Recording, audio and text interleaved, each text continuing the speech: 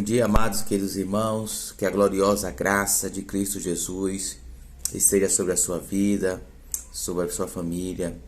Passando aqui mais uma vez para deixar uma reflexão da palavra de Deus agora, no capítulo 2 de 1 Pedro, o final do versículo 20 e o versículo 21 me chamou muito a atenção. Essa parte, só para contextualizar, essa parte do capítulo 2 de 1 Pedro, Pedro está orientando acerca da relação dos escravos com seus senhores. E o apelo do apóstolo Pedro é: mas se vocês suportam o sofrimento por terem feito o bem, isso é louvável diante de Deus. Para isso vocês foram chamados, pois também Cristo sofreu no lugar de vocês, deixando-lhes exemplo, para que sigam seus passos. Pedro está apelando aos escravos e aos cristãos de modo geral, que eles aprendam a sofrer, não por fazerem o mal, não por praticarem algum tipo de atitude que fosse na contramão do Evangelho e da Palavra de Deus. Pelo contrário, Pedro os orienta a serem fiéis na ética, na moral, no comportamento, no procedimento, em suas atitudes. E se mesmo assim, mesmo sendo fiéis, mesmo seguindo o Evangelho, eles fossem alvo de sofrimento, como estava ocorrendo na comunidade cristã aqui para a qual Pedro se dirige, mesmo se eles estivessem sofrendo qualquer tipo de retaliação por sua fé, por sua fidelidade, eles deveriam entender esse sofrimento como uma parte do processo de Deus na vida deles. Eles deveriam ser fiéis. Pedro diz: olha, suportem, perseverem. A ideia do suportar aqui é a ideia de perseverar. É a ideia de continuar no processo, na caminhada, mesmo diante dos sofrimentos.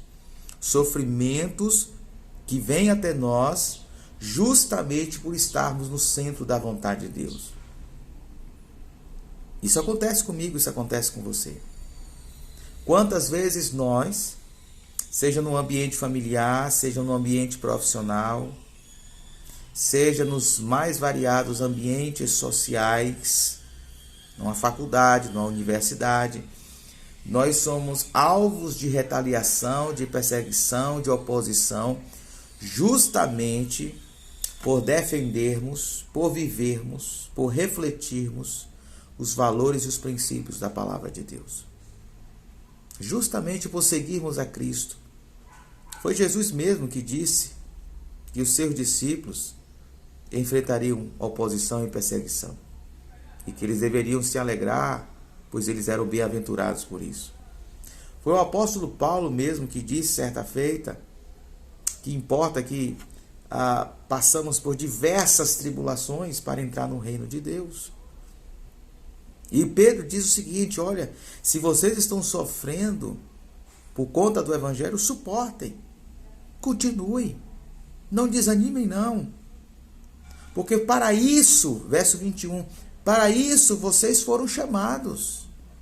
Desde o capítulo 1, verso 1, Pedro está falando da eleição, do chamado de Deus para aquela comunidade. Olha, vocês foram chamados, vocês foram escolhidos, vocês foram convocados pelo Deus Criador para caminhar na trajetória do reino de Deus. Mas essa caminhada, essa trajetória é marcada por desventuras. E aí Pedro vai e traz o fundamento do seu pensamento, das suas orientações, dizendo o seguinte: pois também Cristo sofreu no lugar de vocês, deixando-lhes exemplo, para que sigam seus passos. Obviamente, Pedro está fazendo aqui menção